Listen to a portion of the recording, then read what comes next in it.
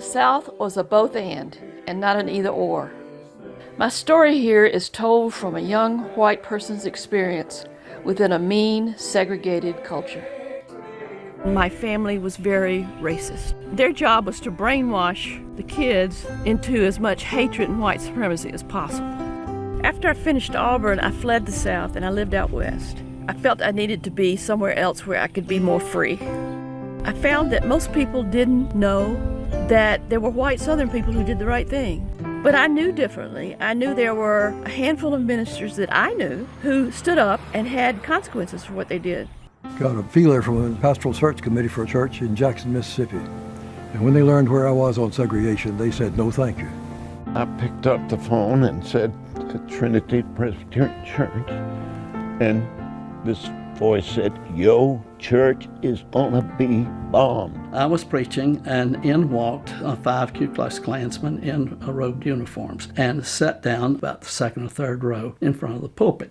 Things were happening in the South. You could very easily get shot. I had my head down and walked out of that door, and 2 big hands grabbed me by the front of my robe and practically lifted me off the ground. It was the ex-sheriff. I was there a year and a half, and it was the most hellacious year and a half of my life. Just fixing to ask if you got in any trouble. If I'd known at the time that I was the #1 person on the Ku Klux Klan hit list, I'd have been more scared than I was.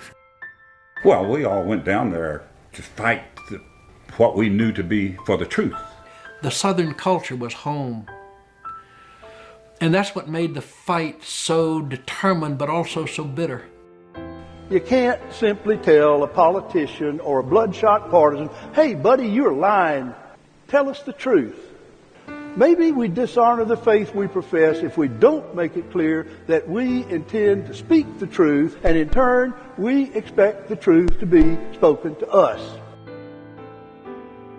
Do you remember the first time when you were growing up that you realized something was wrong?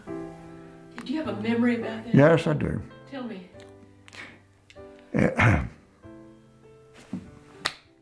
I think most Southern children in my generation would say that race was the central issue of our lives. History says to you, where are you going to stand on this one? You're going to stand on the side of truth, or justice, peace, reconciliation, mercy, forgiveness?